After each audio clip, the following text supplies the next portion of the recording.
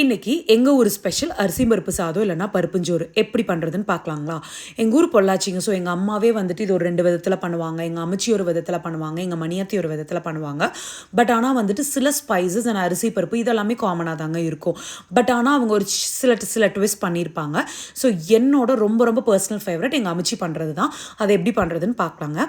இன்றைக்கி ஒரு பிளெண்டரில் ஒரு 5 பல் பூண்டு எடுத்துருக்கு. இது ரொம்ப குட்டி குட்டி பல்லுங்காட்டி ஒரு 5 எடுத்துருக்கு. இல்லைனா நீங்கள் ஒரு 10 எடுத்துக்கோங்க. ஒரு சின்ன டீஸ்பூன் சீரகம், சின்ன டீஸ்பூன் சோம்பு, ஒரு 4 குருமிளகு, ஒரு 4 ஏலக்காய் போட்டு இந்த மாதிரி பிளெண்டரில் போட்டு க்ரஷ் பண்ணி எடுத்துக்கோங்க. இல்லைன்னா நீங்கள் இடிச்சு கூட சேர்த்துக்கலாம். இப்போது ஒரு குக்கரில் கொஞ்சமாக எண்ணெய், நான் இன்றைக்கி தேங்காய் எண்ணெய் யூஸ் பண்ணியிருக்கேங்க.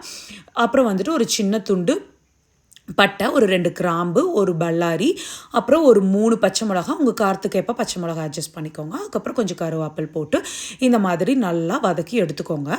ஸோ இந்த மாதிரி நல்லா வதங்கினதுக்கப்புறமா நம்ம இடித்து வச்ச இல்லை வந்துட்டு அந்த பிளெண்டரில் க்ரஷ் பண்ணி வச்சுருக்கோம் பார்த்தீங்களா, அந்த ஸ்பைசஸையும் இதுக்குள்ளே போட்டு ஒரு 30 செகண்ட்ஸ் மட்டும் ஓட்டினா போதுங்க. நீங்கள் ரொம்ப நேரம் வந்துட்டு அது ஃப்ரை பண்ணணும்னு அவசியம் இல்லை. இப்போ வந்துட்டு நான் இன்றைக்கி 1 கப்பு அரிசி எடுத்திருக்கேன். நார்மல் ரைஸ், சாப்பாடு அரிசி தாங்க. அது கூட வந்துட்டு 1/3 கப்பு சாம்பார் பருப்பு ஆட் பண்ணியிருக்கேன். இப்போ நான் அந்த 1 கப்பு அரிசியை 1/2 மணி நேரமாக ஊற வச்சுருக்கேன். அந்த பருப்பை வெறும் 10 நிமிஷம் தாங்க ஊற வைக்கணும், ரொம்ப நேரம் ஊற வைக்கக்கூடாது. ஸோ வந்துட்டு அதுக்கு நான் ஒரு 3/4 கப்பு தண்ணி எடுத்துருக்கேங்க.